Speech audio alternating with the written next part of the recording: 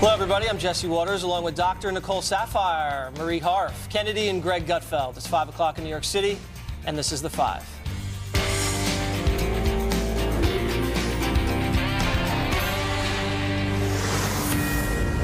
Fox News alert. We are closely monitoring three huge news stories. First up, prosecutors have made their bombshell filing in the case against ex-Trump lawyer Michael Cohen, recommending, quote, substantial prison time, despite his cooperation.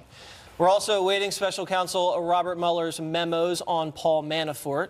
This after former FBI Director James Comey just finished speaking to reporters following his closed-door testimony to the House Judiciary and Oversight Committees. Let's bring in Chief Intelligence Correspondent Catherine Herridge to break it all down. Catherine. Okay, Jesse, we've had a lot of breaking news in the last half hour, so we'll go one step at a time. On the filing for Michael Cohen, as you mentioned, the recommendation is substantial jail time as well as a fine of $500,000. I just want to take a minute here to read some of the filing that has to do with the payments to women on behalf of then-candidate Trump. And what they say is he, Cohen, arranged for the payments through a media company and disguised it as a services contract and executed the second non-disclosure agreement with aliases and routed the six-figure payment through a shell corporation. After the election, he arranged for his own reimbursement via fraudulent invoices for non-existent legal services ostensibly performed pursuant to a non-existent retainer agreement.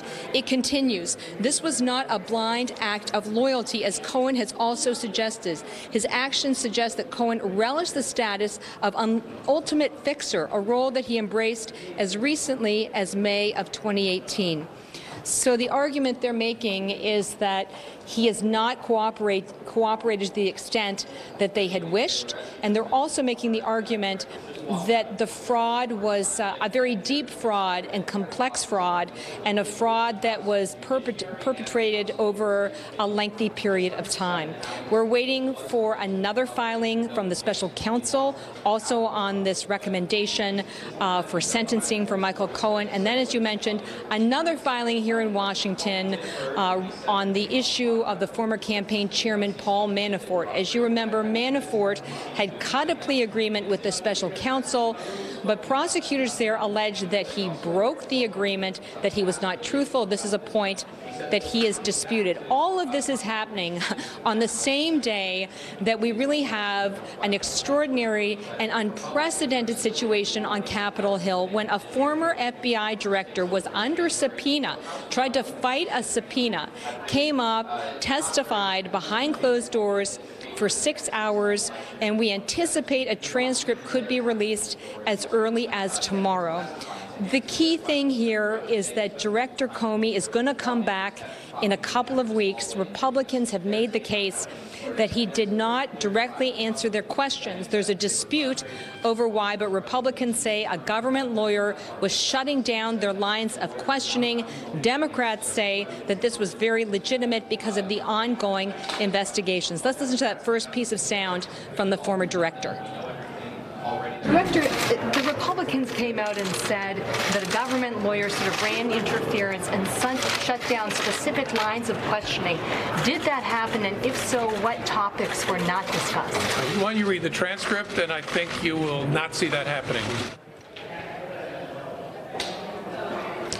In addition, Fox News was able to ask him a question about this anti-Trump dossier. This is the research that was funded by the DNC and the Clinton campaign. And if you look at the surveillance warrant paperwork, you can see from the redactions that this was a significant element of the surveillance warrant application just a few weeks before the presidential election for Trump campaign aide Carter Page. Republicans have alleged that this was not credible information, that it should never have made it into the surveillance warrant application. We put that issue also to Director Comey a short time ago. I have total confidence that the FISA process was followed and that the entire case was handled in a thoughtful, responsible way by DOJ and the FBI. I think the notion that FISA was abused here is nonsense. As a private citizen, how do you think Bob Mueller's investigation is going? As a private citizen, as someone who knows the justice system, I see it proceeding incredibly quickly and very, very professionally. The most important indication of that is you don't know anything about it except when he files something in court, and that's the way it should be. You really can't emphasize enough how extraordinary this session was on Capitol Hill to have a former FBI director under oath for a transcribed interview and for an agreement to allow the public release of that interview within 24 hours. On the way out of the session a short time ago, the Republicans said that they would speak publicly, but only after the transcript has been released. And the great thing is that folks at home can read the transcript and they can decide whether the former director was forthcoming about the Clinton email investigation, as well as the Trump-Russia collusion investigation, or whether there was unfair interference by a government lawyer to try and tamp down or shut down their lines of inquiry. Jesse. All right, Catherine, thank you so much for that great reporting and the questions of James Comey. Stick around, though, because we're going to bring you back in a little bit. We're going to bring in Special Reports' Brett Baier to discuss some of the issues surrounding Michael Cohen. So, Brett, welcome to the Five. I just had a quick question. So they're recommending a substantial amount of prison time for Michael Cohen, and the age range for the sentence was, around 5 years. Was that 5-year recommendation, was that strictly based on a campaign finance violation, or were there more things that had gotten Cohen in trouble? There's a long list. What's interesting, Jesse, is that there are two different recommendations, really. One is from the Southern District of New York that was dealing with all of the charges that deal with payments and the operation with the Trump organization. And then the second filing is from the Mueller Special Counsel Office. They suggest that he cooperated more than the Southern District of New York does. They recommend a lighter sentence. And then you have the other filing that's coming out, which we haven't seen yet, and that is the Manafort filing. But let me just go back to the